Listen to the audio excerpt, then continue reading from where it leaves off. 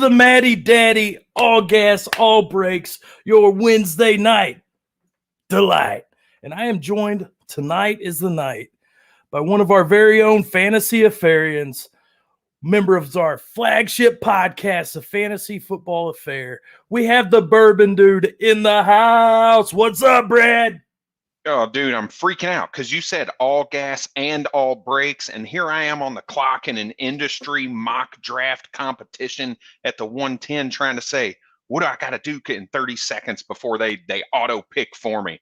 So it's going to end up being Dak Prescott. It's a PPR Superflex league.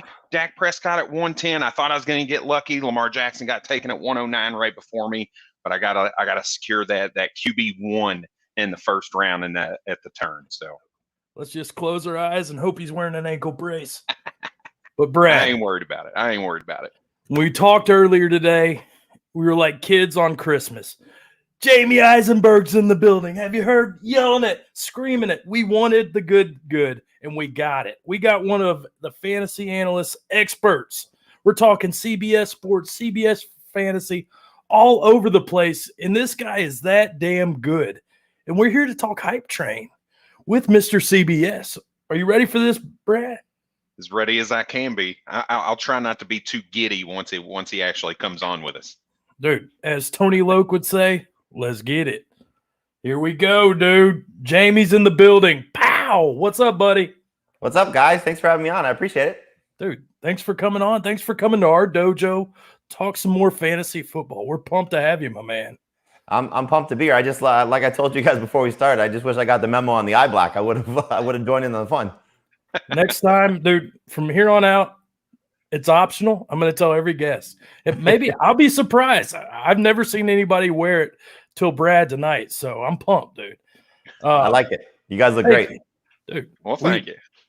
We're giddy right now, but we're excited to talk hype train players. These are what they call league winners in the biz. These are guys everybody has either projected high or low. We don't know what we're going to get, and that's why we brought in an expert to break it down with us. While we're on the show, go check out www.ffaffair.com. Our website, plenty of podcasts over there. Rookie on the Rise, Hot by Happy Hour, Bing Bang Boom. Check it out. You won't regret it. But, dude, let's get the show started. Let's start it out with these quarterbacks, my man. Hype train. What is a hype train? That sounds like a big truck, but you get it. Ride the train, whatever. Let's hit it hard and hit it fast. Jalen Hurts, Jamey. This is a guy, small sample size, 4 games in last year, dominated. This is a guy in Dynasty, redraft, a lot of people have in the top 10. Is this hype train gone too far, or is this a guy that could be a league winner? I think he falls in the definition of a league winner. You know, it's the type of player that, you know, if he hits, you see what the potential could be. You know, you just take the 16-game projections on the 3 starts, because the 4th start he didn't finish, but the 3 starts that he started and finished those games, he would have been a 4,000, 1,000 guy, and those are rare. That would have been the first guy to do it if he had played 16 games and hit those numbers. So I think Lamar Jackson will probably do that this year, you know, with the 17 games if he stays healthy. But Jalen Hurts with his legs has that type of potential. Now, there's a couple of things that are clearly contingent on Jalen Hurts improving. One is just himself as a passer, but clearly this receiving core. And if Devontae Smith is not healthy, and right now he's battling that knee injury, that's going to be a problem for him. So I think there's certainly risk built into it. And if you watch some of the practice reports and the video footage, he's not throwing the ball with the best accuracy, which is clearly a concern. But, you know, those running quarterbacks, these mobile guys, especially if you're doing 6 points for passing touchdowns. So if he does improve as a passer, what he does as a rusher, he's got top 5 upside. So we see the inaccuracy problems. We see the receiver weapons are he doesn't have it. Do you think this is a team? Do you think the O-line is going to be able to protect him? This is a team, 2 years ago had one of the best O-lines in the league, injured last year. Do you feel like this is a bounce back year for the Eagles offensive line? I do. You know, I think obviously, you know, getting those guys healthy, you know, Lane Johnson was banged up, you know, Kelsey was a little hurt. You know, it just seemed across the board it was a problem for them. And so everything was a problem for them last year. You know, there's a reason you fire your coach. There's a reason you change your quarterback midseason. You know, just everything was awful. You know, so clearly making the investment in a guy like Devontae Smith, getting your receiving core healthy. it's a benefit to Jalen Hurts. It's not a benefit to those of us that are like Dallas Goedert, but it's a benefit to Jalen Hurts if Zach Ertz is still around. And right now, Zach Ertz is still around. So, anything that can improve around him is going to help him. Line will be better. I think run game will be better. They bring in guys who can at least help Miles Sanders if Sanders misses time, whether it's going to be Kerryon Johnson or Jordan Howard, whoever makes the team. I think those guys are competing for a spot. It's just a better situation for Jalen Hurts than what we saw last year. And again, his fantasy production was good in that terrible situation, the starts that he made. So that's what you're hoping on, that he improves in year 2 with a full offseason. Is this a dynasty quarterback you'd be buying? That's the tricky one, because you hear the Deshaun Watson rumors about, them looking to maybe be in the trade market for him. So clearly they have their eyes on some other prizes that are out there. So I don't know if I'd be buying him in dynasty. I'm more interested in him in redraft than I am long-term, just because he wasn't a huge prospect coming into the league, and he still has to take that next step. So he could clearly take that next step, but he's got to prove it first. And obviously the Eagles are not necessarily sold on him as their long-term guy just yet. Absolutely. All right, Brad, bounce pass to you, baby. I know you're a Devontae Smith truther.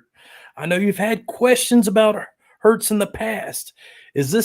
Are you on the same page with Jamey here? Is this a league winner for yourself? Yeah, I think in redraft, it's definitely a possibility. Dynasty, which is kind of where I live, is a whole different ball game. Like he said, right? You're looking at a guy who's coming off the board as a QB 12 in startup dynasty drafts, and you're talking about a guy who may not even start for that team next year. That's pretty high draft capital for a guy who has that kind of volatility. Now, the hope is that the new head coach, the new offensive coordinator who come in, have some experience in, we'll say, Los Angeles. I'm going to go back a couple years to the Los Angeles Chargers, where they really excelled in the short passing game, right? With Keenan Allen, that's where I think that's going to help Jalen Hurts.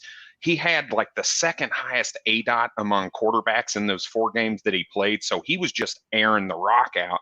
And I think if they can create some plays where he's in short yardage situations, some rollout, dump off passes with Miles Sanders, Devonta Smith, Jalen Reagor, that might open that game up a little bit better and make him a little bit more viable. So it'll be interesting to see what those what the coaching staff has in store for him moving forward. I see both sides in dynasty, like you guys, but I think I'm a little bit more invested in this guy, because if he keeps the job, this is a guy who runs. This is a big time player with that offensive line. If they can improve the weapons over time, I'm probably investing in Hurts. I think he's just cheat code, top 10 quarterback to me. I'm buying it. Choo-choo. I'm on the hype train. Let's keep it going, because I'm a big Rams believer this year that they're going to be money in the bank. But I'm not so sure about the quarterback situation here, Jamey. Stafford, man, a guy who's been good, but he hasn't been great in a long time. Far and few between, as they'd say. Stafford redraft, 33 years old. Is this guy on his way to being a league winner this year? He's got the potential to be, and this is the perfect quarterback if you're into waiting on the position, so if you don't want to take one of the top 5 guys, you don't necessarily want to buy into that middle tier of, Russell Wilson, Justin Herbert, Aaron Rodgers, that group. If you're not sold on Jalen Hurts, this is the perfect guy to wait for, because I think you're right. It's been few and far between, and injuries have been a problem. And the fact that he banged his thumb on a helmet, he's already dealing with something, is a little bit concerning. And you wonder is this another year where maybe the Rams are a little snake bitten because of the Cam Akers injury? So they've already lost a key piece on their offense. But he's never had a coach like Sean McVay. He's never had a full receiving core like this. He's obviously had top tier talent. You don't play with Calvin Johnson and say that there's a player on the Rams that measures up to that. But true. As a group, Robert Woods and Cooper Kupp and whatever Desean Jackson and Van Jefferson offer, Tyler Higbee offer, but just those 2 guys at the top of the list are pretty impressive. And so Stafford's going to benefit from those guys. And it was interesting. I heard Peter King, obviously as well-respected an NFL columnist as you'll find. He was on Dan Patrick's radio show, and this was following the Cam Akers injury. And he said it wouldn't surprise him if Stafford, now with the run game being a little questionable, if he leads the league in pass attempts and passing yards. And we know he's got 5,000 yards on his resume. Sean McVay is going to, I think, he's the type of coach that is going to be bullish on saying, we made this move, and I'm going to make sure this move is proven right. So he's going to give him every opportunity to make those, put up those numbers and be successful. So I think Stafford does have league-winning upside, but I think it's capped a little bit because, you mentioned with Jalen Hurts and the mobility and the rushing, Stafford doesn't give you that. So I don't think he's a top 5 quarterback. He's going to probably have to go 5,050 for that to happen. I don't think he's going to do that. But I do think he could be 4,500 yards. I do think he could be north of 40 touchdowns. So if I wait for a quarterback, he's the perfect guy to target by far.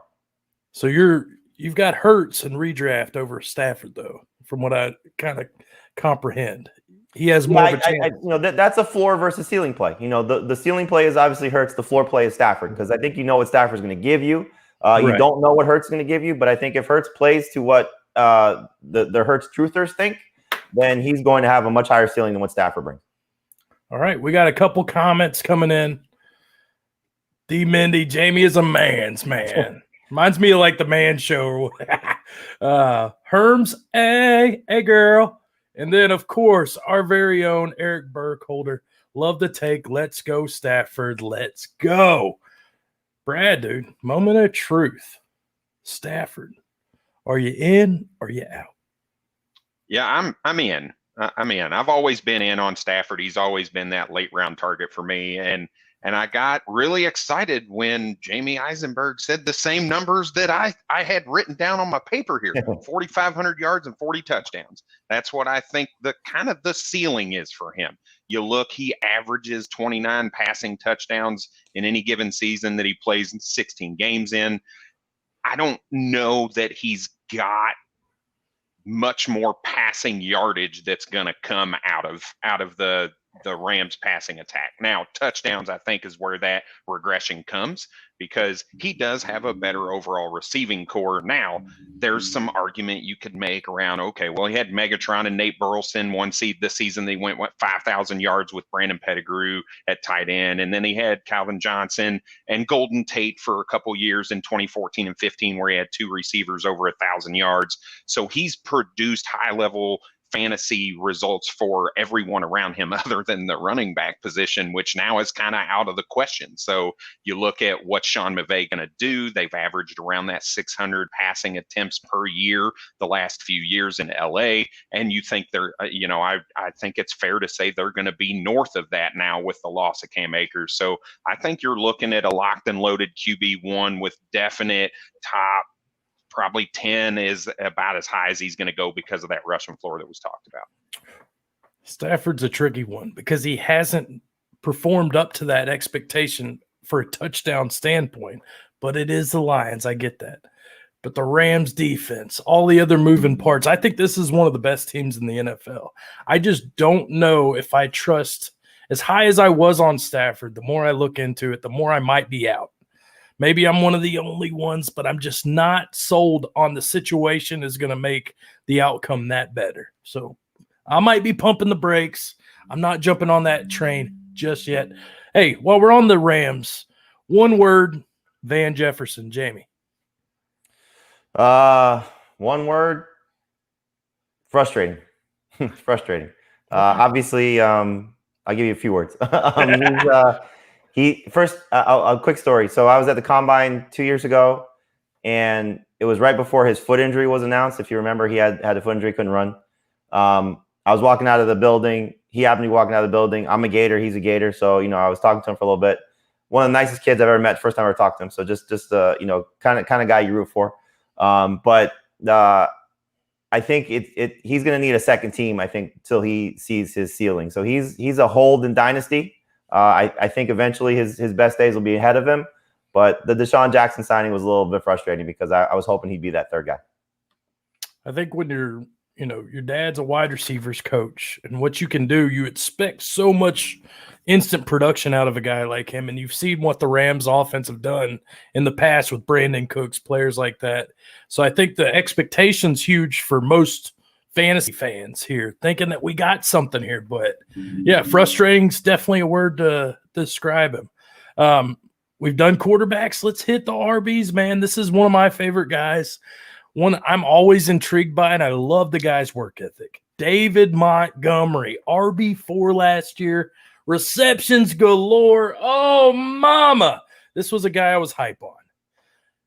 This year, still kind of, in my opinion, getting a little undervalued. Jamey, fill me in. Are you going the full Monty in 2021? I've kind of been a little all over the place with him. At first, with the return of Tariq Cohen and, for what it was worth, bringing in Damian Williams, it kind of made me a little concerned.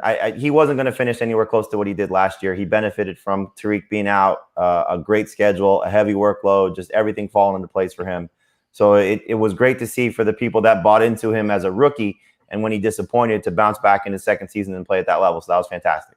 But, it's just, I guess, a matter of what your expectations are for David Montgomery. So if you've been drafting recently, you've been getting him at a very good cost because he's fallen in some cases to the fourth round. But I think now that the report yesterday or 2 days ago of Tariq Cohen being a few weeks away is going to drive the hype up a little bit too much potentially. And so you could see him maybe creep back into the second round, which could be a little bit problematic. But we know people are excited about running backs. And, at least you've seen something from him by comparison to what Clyde Edwards-Helaire did or what J.K. Dobbins did or what Antonio Gibson, DeAndre Swift, that group of sophomores that he's probably right behind. And maybe people a little bit more, comfortable with him for whatever reason than Chris Carson.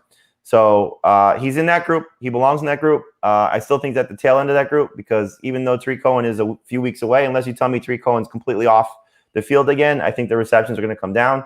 And then Damian Williams could potentially be a problem as well if his role does increase. So I'm probably off the hype train with David Montgomery, but I still like him as a good pick if his value stays in that late third, early fourth round. Yeah, the 54 receptions last year. That's the big question. Is that going to return, or are we going to go back to 25 when he had his rookie year? Then you hear the hoopla, Damian Williams looks good catching the ball. Okay, whatever. As you can tell, I'm like that. I'm like a little schoolgirl right now. Brad, bring me down to earth. Jamey just listed him kind of at the tail end of the group with the Gibsons, guys like that. Where are you at on David Montgomery, buddy? I'm not anywhere near what he's going at right now. So you look at his last 5 games of the season, which is what drove him to that RB4 finish. That was when they made the changed offensive coordinator, Bill Lazor, calling the plays.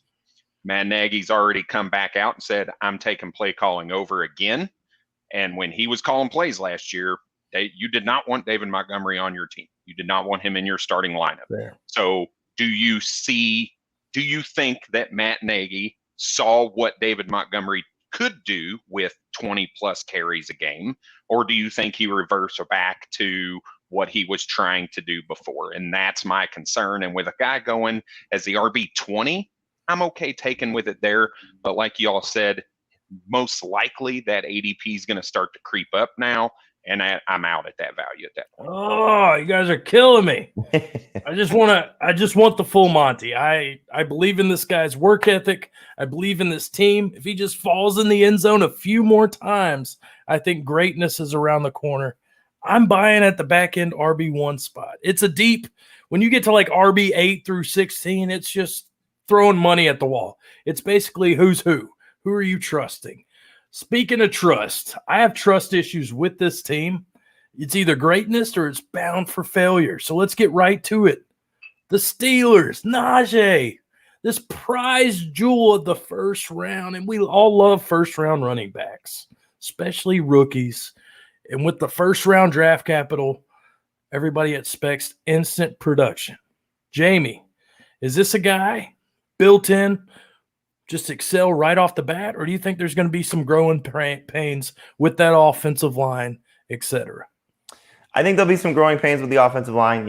It's hard to, they have 4 new starters, 5 guys in different spots.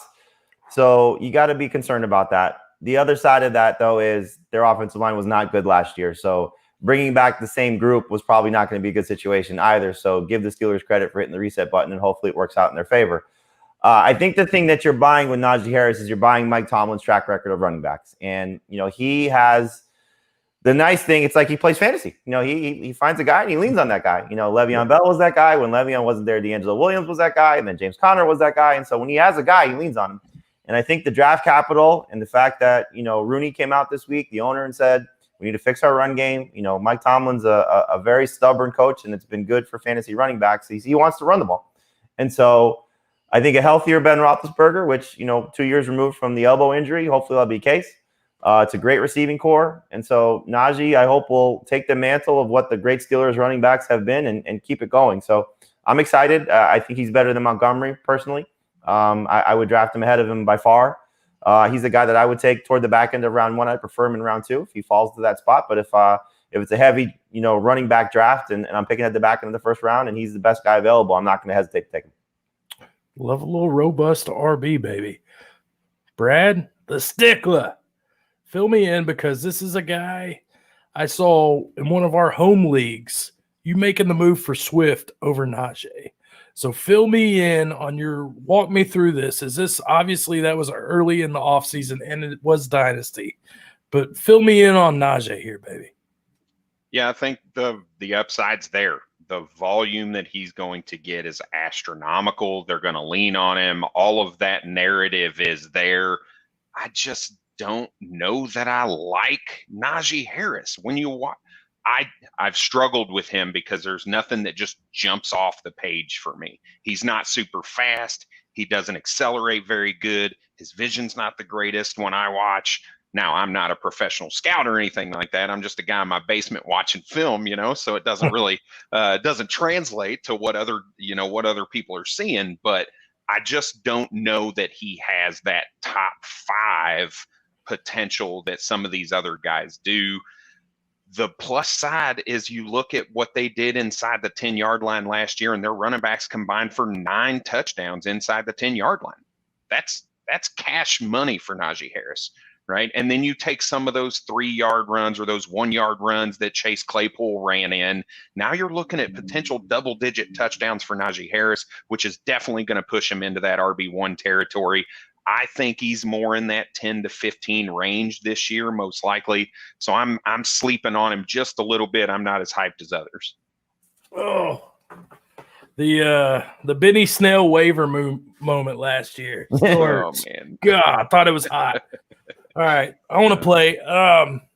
Dude, I'm not there. I'm not there on Najee. It's not necessarily the player; it's the question marks, and I'm more on Claypool. I'm more on gadget plays, the tight ends.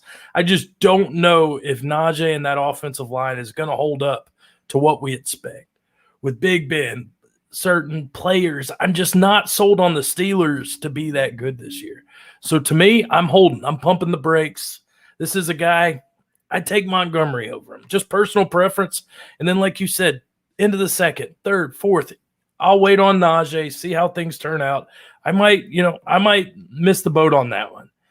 Let's keep it going. As always, let's keep talking Steel City. The terrible towel. Deontay Johnson. Talk about a hog. Target hog extraordinaire.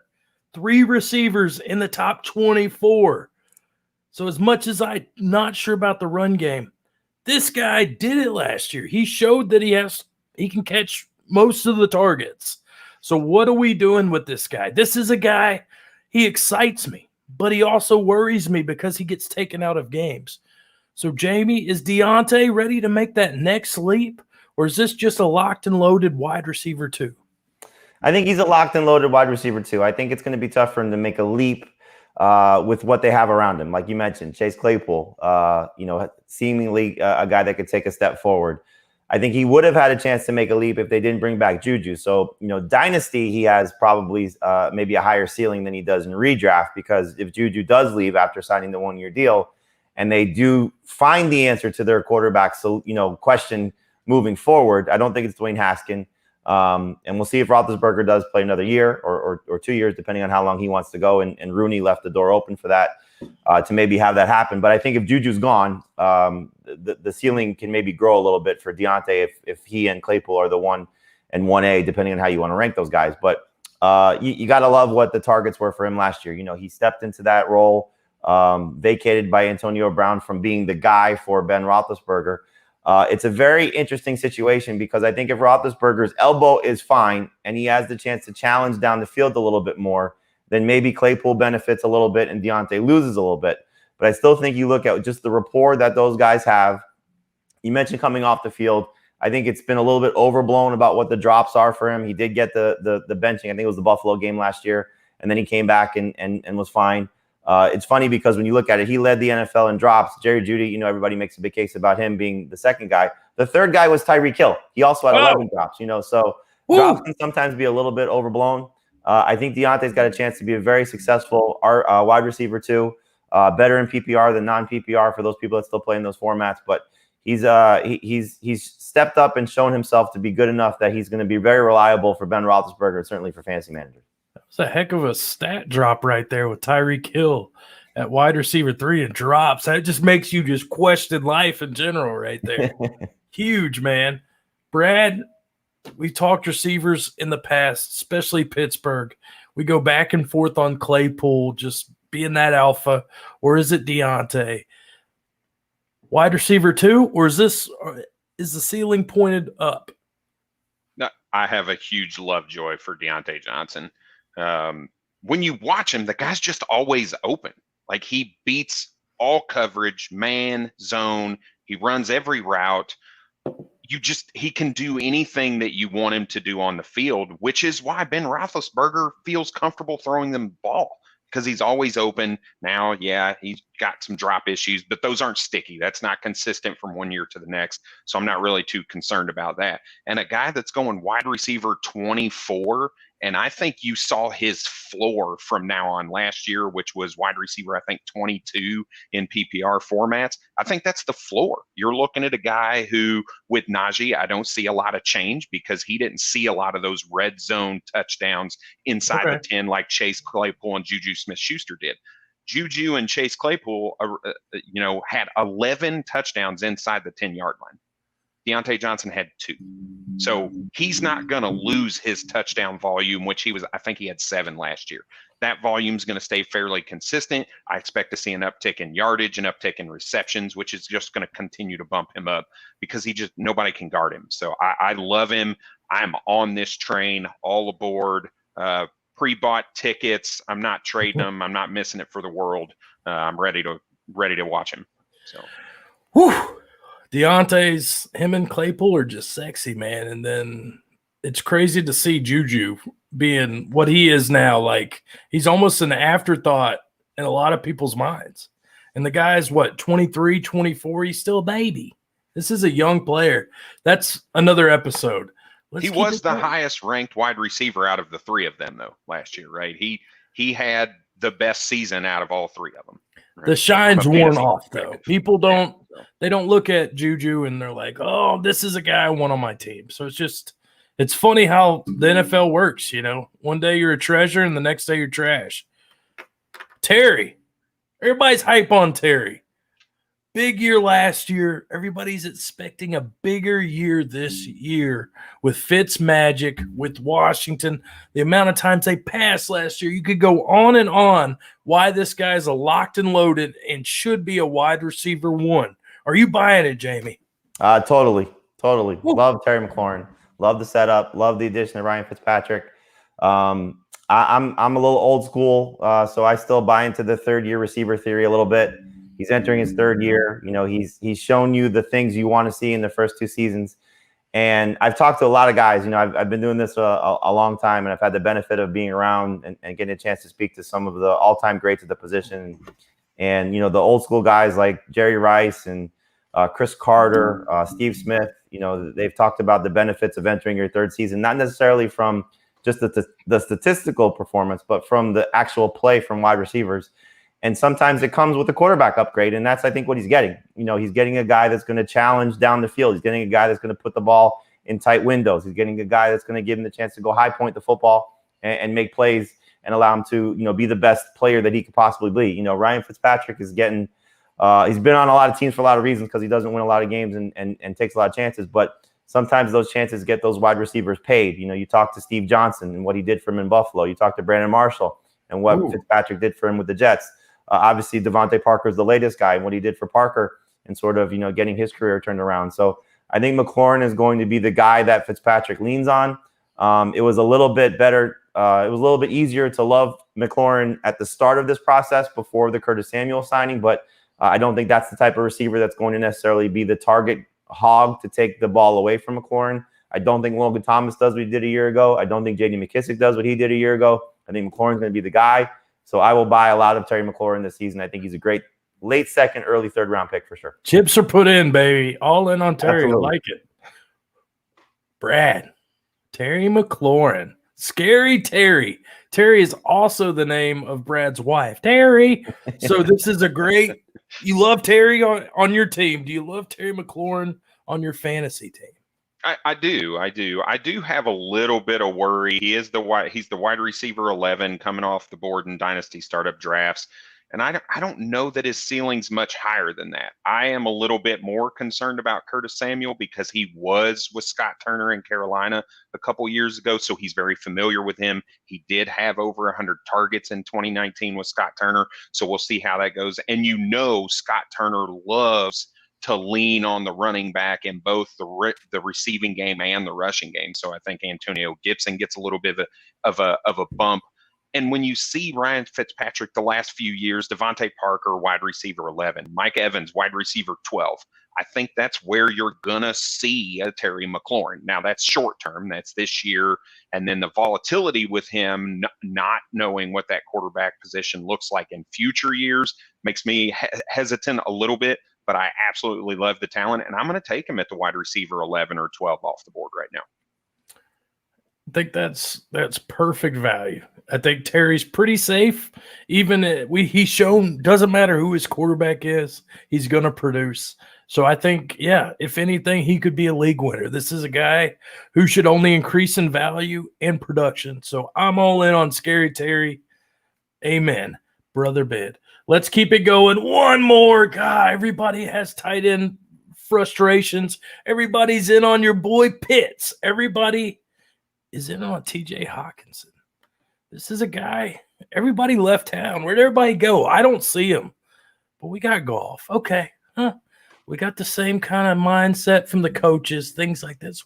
What are we hoping too much from a repeat from Hawkinson being a top 5 tight end, or is the proof in the pudding and this guy is locked and loaded? I'm not sure about it. So Jamey, is everybody buying too much into the Hawk this year? What's your stance on this? I'm buying into the situation for Hawkinson. I hope he takes advantage of it. And if you think about the tight ends that have been great of late, Travis Kelce's on a different level because he's had great talent around him. But Darren Waller has nothing around him, and he's taking advantage of being the leader in targets on the Raiders. Absolutely. George Kittle, when he's been healthy, has taken advantage of being the leading guy in targets for the 49ers. We see that. Thinking about some of the situations that we've seen, a few years ago, Zach Ertz with the Eagles, when he was in that spot as well. That's the setup right now for the Detroit Lions. There's just this guy, that guy, Rashad Perryman here, Tyrell Williams there. You could say that maybe Amon-Ra St. Brown has a chance to, step up in his rookie campaign, and obviously what the running backs do. But Hawkinson's the guy that they invested in with an early first-round pick a couple of seasons ago. He's got the pedigree. I think he's got the potential to be not a superstar, but, the next tier below. So if he's going to be the target leader and he's going to be on a team that's chasing points a lot, and he's going to be with a quarterback that we've seen when they featured the tight end for the Rams, you go back to that 5-game stretch with Tyler Higbee at the end of the 2019 season, Goff can lean on that position and get success from that position. I think Hawkinson's set up for a good opportunity to take advantage of everything that's fallen apart around him, but to be the leader of the pack of the Detroit Lions in their passing game. So I'm buying it. I think he's going to have a top 5 season and maybe even a top 4 season and be better than Mark Andrews. How close is he to Andrews and Pitts for you? Is he right there? He's ahead of those guys for me. Okay. That's PPR. Non-PPR, I think it's hard to get away from what Andrews does finding the end zone. But I think Hawkinson, can be, among the league leaders in receptions at the tight end position. I don't think he's going to get, past Kelce or Waller, but it wouldn't be surprising if he's challenging Kittle for that third spot. Targets galore. That's what gets you on the field every week. Brad, where we at with this guy? Jamey's on. I'm not sure. I'm not feeling it. What do you got for me? Oh, I'm all over him. He's tight end 6 on dynasty startup drafts, and I'm smashing him at that spot. You look at him in Detroit last year, he had a 17% target share. right? That was with Kenny Golladay hurt. That was with Marvin Jones missing some time. And he was still at only 17%. Matthew Stafford, that's just not his game. He's never been that guy who just focuses in on the tight end. But let's think about Jared Goff. The last 2 years, he had a 22% target share to Tyler Higbee and Gerald Everett last year. He had a 25% target share to Tyler Higbee and Gerald Everett in 2019. And that's with Robert Woods and Cooper Kupp. Ooh. So now he comes into Detroit with no receiving options. I think there's a world where this guy's getting a 30% target share.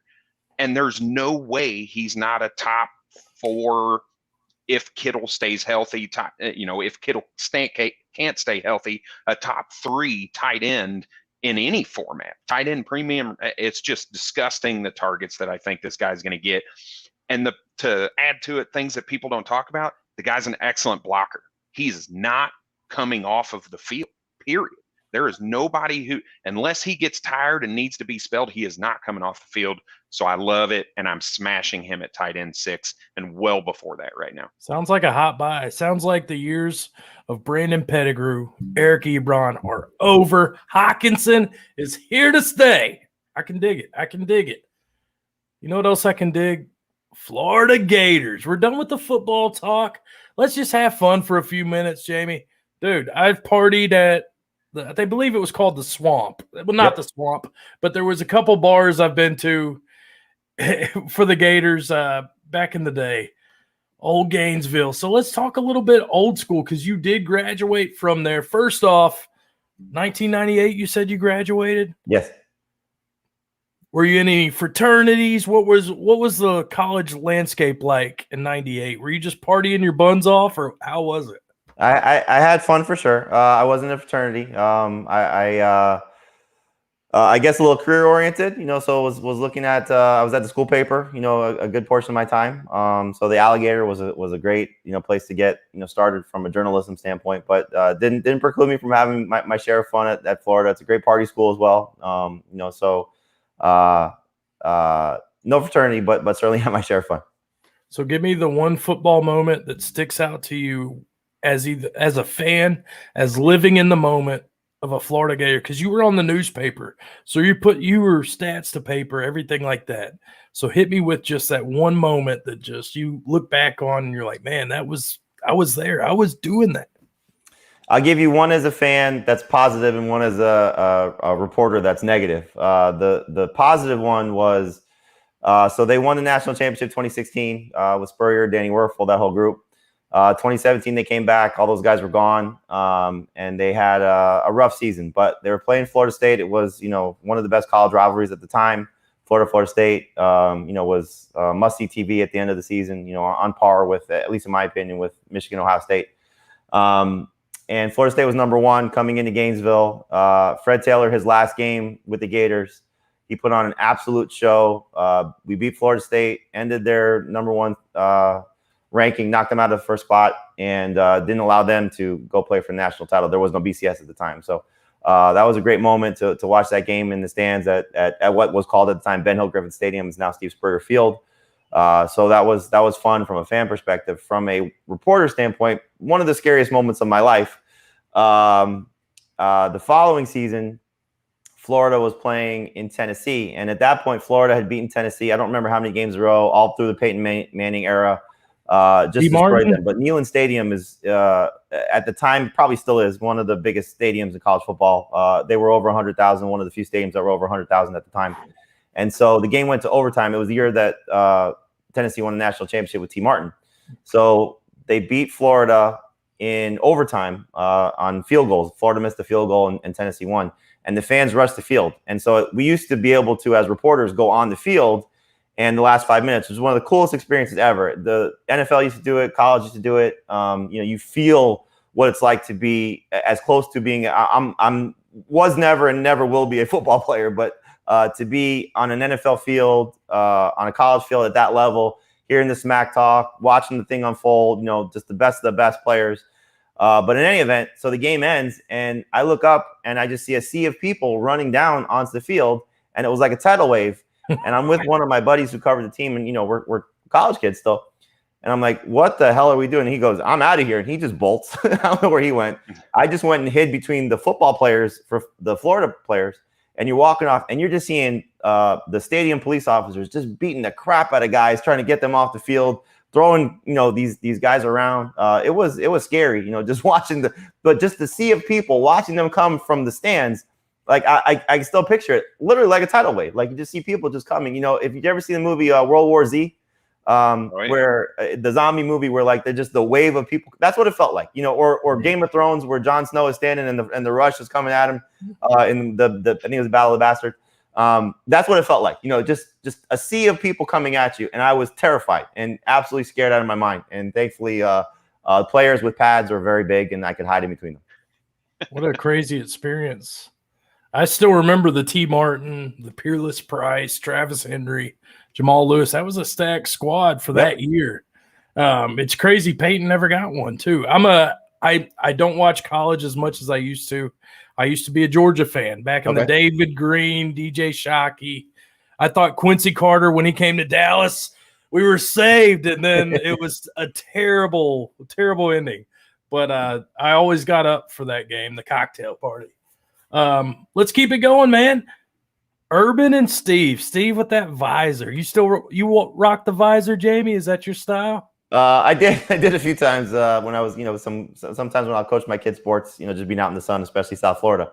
But yeah, the visor, I've seen it thrown many, many times. Sometimes at the media when he wasn't happy. So I covered Spurrier. That was my time there. And if you've ever gotten the chance to be around him or just listen to him talk football, he's a genius. And but a better quote for the things that he would say, some of the more famous quotes, about Tennessee, about Florida, can't Florida State, Free Shoes University. You can't spell the Citrus Bowl without UT, taking a shot at Tennessee.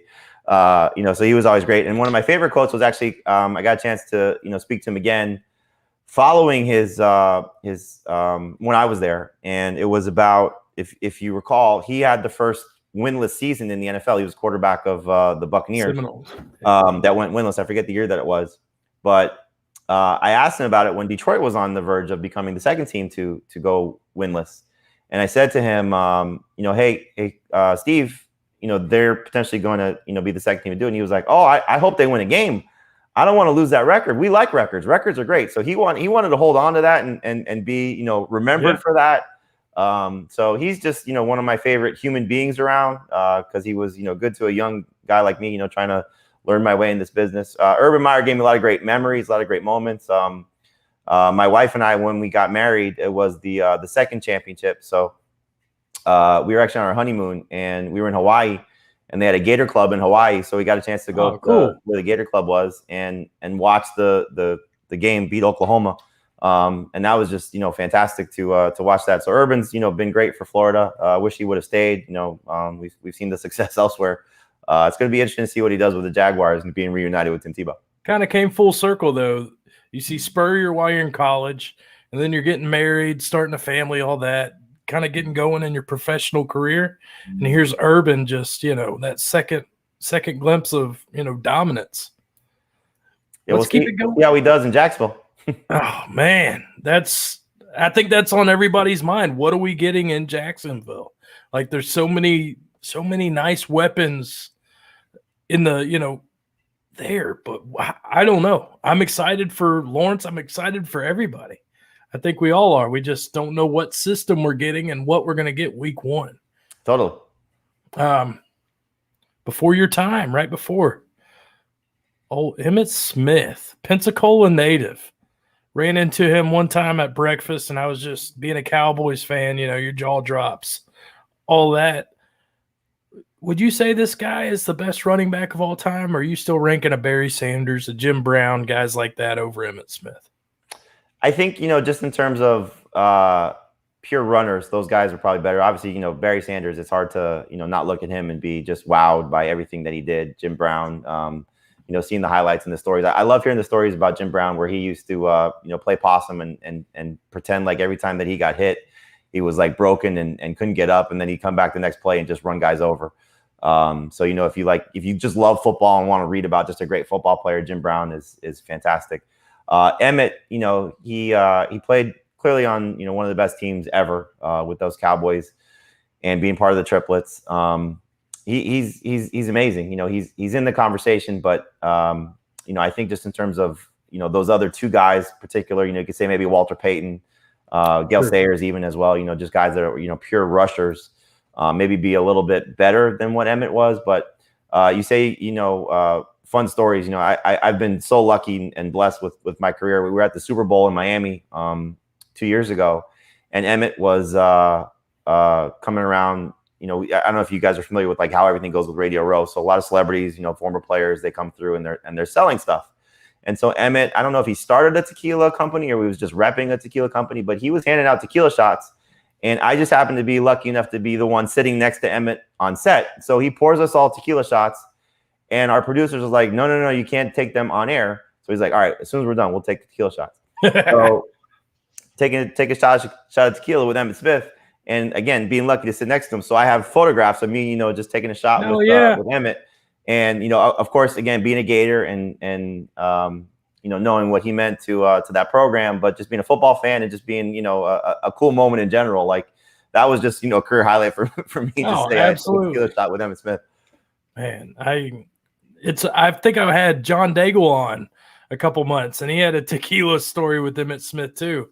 So it must have been the same Super Bowl or whatnot. Let's keep it going. One more.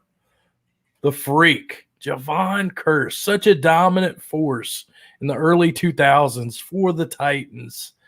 Any kind of thoughts on this guy? This guy was just, it almost seems like defensive end used to be the position. Julius Peppers, Reggie White, the Freak, all these guys. How do you think he was? Were you a fan? Was he as productive in college as he was in the pros? He was so raw in college. I think a lot of people were just looking at what the potential could be. You heard some Lawrence Taylor talk, just based on, how he was so quick on the edge. Did he have really a natural position? Was he more of a, 3-4 or a 4-3 guy, an outside rusher or a guy that was going to put his hand on the ground? I always, get so in awe of football players when you shake their hand and it feels like they just broke your hand. He was one of those guys. The one that was the most for me was Adrian Peterson. I got a chance to meet him at the Rookie Symposium, which has changed dramatically over the years. But when I first started doing this job, the Rookie Symposium used to actually be about an hour from my house in Palm Beach Gardens. And so Peterson, I remember they used to do this event with kids would come and they would, get to play flag football, and everybody would have like a couple players on their team, and they would, kind of put the kids through drills. So it was a downpour this game. I'm sorry, I'm going off the Javon Curse tangent, but cool. it was a downpour, and they took the guys into the country club. It was on a golf course. They took them in the country club, and I remember searching out Adrian Peterson because he was top 10 pick and obviously for fantasy. So I went over and I shook his hand, and it honestly took me back to college when I shook Javon Curse's hand. But like these guys, they feel like they broke your hand. The minute you shake their hand, they feel like you broke your hand. Javon Curse was just, like a teddy bear, but, a guy that could kill you if he wanted to with his bare hands. I feel like his career, didn't, blow up to the extent that it could have, because I think he could have been one of the all-time great pass rushers. But he had a couple seasons there, obviously, where he was just an absolute stud and, really fun to watch because, again, they call him the Freak for a reason. Quick first step, could do a lot of different things with his athleticism at that position. And, he probably could have been a tight end. He probably could have been a safety if he wanted to. He could have done anything. He was just that good of an athlete. All right. Brad brought this up pre-show. We added it in last minute. Go ahead and hit him with it, Brad, about this guy. Kadarius Toney. There's so many questions in the community around. We didn't expect this guy to be taken so high in the NFL draft. There were a lot of critics that didn't like what they saw from him in college. So what is a realistic expectation for Kadarius Toney with the newly signed Kenny Galladay, Sterling Shepard and Darius Slayton still there, Evan Ingram still there, Saquon coming back?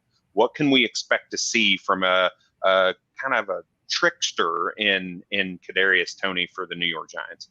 Yeah, I hope he's not like a Tavon Austin, a guy that is going to, probably have a lot of hype from what he did in college and not necessarily materialize in the NFL. I think he's more of a dynasty buy than he is a redraft buy, from a fantasy perspective, because I think his path to greatness is clearly blocked with the guys that you mentioned, especially with Shepard still there. So my thought would be Tony is a slot guy more so than an outside guy, but I think he could do both. He's going to be the type of player that helps the Giants more so than he helps fantasy managers in his rookie season, because he'll have a few explosive plays. I think he'll do some things in special teams if they let him play in the return game. It's nice to see him back on the field and, getting some first team reps. I'm sure that has to do with Golladay being out with the hamstring injury, but he's fun, man. He's just one of those guys that, you get the ball in his hands and you watch him go. I think, jet sweeps and bubble screens and, just finding different ways to put the ball in his hands will certainly help. But this is such a weird year for the Giants, because if they don't win, it's probably going to be blow up everything, and including Daniel Jones. So Joe Judge probably out the door. We know Dave Gettleman, if they lose, he's out the door. So is this going to be a new regime for the Giants, new quarterback for the Giants? Golladay to me seemed like an odd fit to, go spend that money to be the lead guy because of the injury concerns. And, certainly what the draft capital was for him, his pedigree, he doesn't necessarily profile as the typical guy you want to spend money on, and especially in a year where money was kind of tight for a lot of teams. So I'm curious to see what happens with the Giants, but I think in 2022, if things go well for Daniel Jones and he takes that next step and, they move on from Sterling Shepard and Slayton, probably takes more of a backseat, I think Tony can be a really good player next year. I can dig it. We got one more question, man. We're itching closer to the season. Last week we were talking food. What was the food of choice if you're sitting at home watching the games? This week, how are you watching the games? Are you a guy who just wants to watch whatever's on local? Do you have the red zone going, Sunday ticket? What is your cream of the crop as far as watching football? Yeah, I'm going to probably give you a boring answer on this. Well, it depends, because you guys are football guys, so you'll probably like this. But I'm stuck in a studio all day long. I'm not privileged to be sitting on my couch and hanging out with friends and family. But I am very excited because of the pandemic last year and changing things for a lot of people. We were going through a revamp for our studio. So we have a Sunday show every week during football season that airs pregame, and then I do a lot of the halftime hits and some stuff for our 4:00 show for CBS Sports HQ, which is our streaming network. And so I get the chance to watch games with Dave Richard and Heath Cummings and Pete Prisco, who's one of our NFL guys, and we sit in a room usually that has about 15, 20 TVs. So we get a chance to have all the games going at once. So, we have the Red Zone channel on, but we get all the games. It's like a typical that you would see in a TV studio of, just a bank of televisions.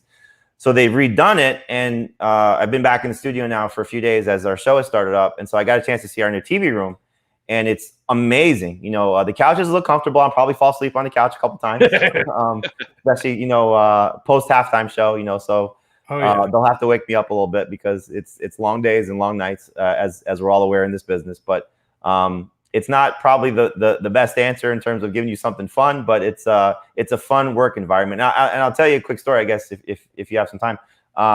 So when I first started doing this job and our show, we used to go, myself and Dave Richard, we used to go to New York to do the show from New York. And so when the show was over, we were lucky enough to go to the NFL Today set and watch games in their green room. So same type of setup, all the TVs there. But I was in the same room with Boomer Esiason and Shannon Sharp and Dan Marino and watching games with them. And you want to talk about just being a fly on the wall, listening to those football conversations and those guys talk about what they saw and watching it, and just absolutely amazing. And I don't know if you guys know about like Dan Marino's personality. I'm sure you know about his game, but he's as old school football as you will find. And I grew up a Marino fan, so like this was like just an unbelievable experience for me to be hanging out with this guy. And so Cam Newton's rookie season, he breaks the rushing record for quarterbacks. And I'm sitting next to Dan, and I barely would talk, and honestly, just like shyest, quietest person you could find, because why would you want to upset these guys or try and sound like you know more than they do about football, because you don't. But I'm sitting next to Marino, and I said to Dan, I go, hey, do you remember how many rushing touchdowns you had? And he's always like leaned back in his chair, and he's a big Twizzlers guy, like the love Twizzlers. So he's eating his Twizzlers and he's watching the games and he's thinking for a second, and he looks over at me and he goes, "Do you think I give a bleep how many rushing touchdowns I had?" And so I was like, "You're probably right. I don't think it really mattered how many rushing touchdowns you had." So it was, you know, great experience. I miss those days, but you know, it's fun to watch with your, you know, the guys you talk football with all day, all week long, and you get a chance to see the games unfold, and it's a great experience. Actually got to drink a beer in the airport with Dan Marino and get a chest bump. So that was kind of, I went to buy him a beer and he bought me one. Nice. You know, just being a fan, he was all about it, and I think that was awesome. Dude, we've done it all, man. You've hit on the hype train. You've talked your career, your experience as a Gator. Last but not least, man, there's a bunch of us out here doing the same thing, trying to do the same thing you were doing, and putting in the time, the grind. Any words of advice for all those watching, all those people listening that love fantasy football? I think you guys are doing it. You know, it's clearly a market that's blown up, and you know, I think a lot of people have you know, shows, podcasts, blogs, you know, and the biggest thing, and you know, I think, you know, we get this question a lot, us old school guys that have been doing it for a long time. You just got to keep plugging away, you know, and the thing is, you know, you hope somebody catches on to the fun things that you're doing, you know, doing shows in iBlack and coming up having with fun, man. You know, exactly. You know, you just want to, you know, I think the thing that people tend to overlook, there's so many stats out there. There's so many ways to present your information. There's so many ways to come at it. But if you come at it with the right personality and just being yourself and showing that you're having fun, you know, I've told this story a couple times. You know, I was on the Viper cast. You know, they asked me a lot of questions about myself, and those guys do a great job. You know, there's so many great shows out there like yourself, that I sometimes forget because, you know, CBS were a little bit more buttoned up, and you know, there's a corporate feel to it. Right. But there's sometimes, like, I sit in front of and this is my studio for our shows at home. You know, so there's nothing different about where I'm sitting. But sometimes when I sit down here, I got to remind myself, like, I have one of, if not the best jobs in the world. And I have to, you know, not take that for granted and not remember to just have fun, you know. And sometimes, you know, I'm sure you guys, you know, probably don't love each other all the time. You know, Dave and I don't love each other all the time. Adam and I don't love each other all the time. But we have to, I think, remember, like, you know, people are watching us to get away from the crap in their lives, and they want to learn about football, and they want to get better in their fantasy leagues, but they want to be entertained and they want to have fun. And so, you know, you guys seem to have a great approach to it, and it's fun to get to know you and talk to you guys. And I hope more people, you know, are attracted to what you're doing, because having fun in doing this is, I think, the biggest thing. And, you know, it's nice to make some money on top of it and obviously make it a career. Right. But at the end of the day, if you know, turn the mic off and finish writing your story or whatever the case may be, if you feel like you know, did something to, you know, make yourself feel better and hopefully make somebody learn something to make them feel better, I think that's the best quality and best thing you can get from this thing. Absolutely, man. You got to trust the process and have fun. It's a passion. Do it because you want to do it and enjoy it. And if you're not gonna, you don't have to always do it your way, but remember why you're doing it. Yep. So I think you hit the nail on the head, my man. Brad, dude, before we get off the line, go take care of the kiddos, whatever not. Any last words of wisdom or advice or anything you want to lay down before we get out of here? Now, I don't hear them. I hope I don't have to go up and take care of them, because it is 11:30 at night, so they better be sleeping. True. But no, I would say the Fantasy Football Expo, right? Ooh. Check out at the FF Expo on Twitter or thefantasyfootballexpo.com. Canton, Ohio, August the 15th at the Doubletree Inn in Canton, Ohio. Great guy by the name of Bob Lung is putting it on. We get to host the pre-expo party. Yours truly, myself, Matty Daddy, Eric Burkholder, Brian Manganero, Sam Gordon, Quinn Kuski, Andrew Jakes. We've got the whole crew coming to Jersey's on August the 14th in Canton. We're going to have a killer party. Everybody's buying tickets. Make sure you go to thefantasyfootballexpo.com. Take a look. For an extra $20, you come in, you get a nice little wristband, you get some drinks, you get to mingle with everybody that's coming to the expo. It's going to be an absolute blast. So check it out. It's going to be a lot of fun, and we're coming up. It's like a week and a half away. It's going to be an absolute blast. Absolute blast. I'm pumped, dude. Jamey, thank you for joining in on this show. Thank you for all you do. As always, CBS Sports Fantasy, they are taking over, and they are in the zone Monday through Friday, even the weekends. They are your hookup for all things fantasy football. Dude, Let's get out of here. www.ffaffair.com. It's like what? One of those commercials? Anyways, bleh.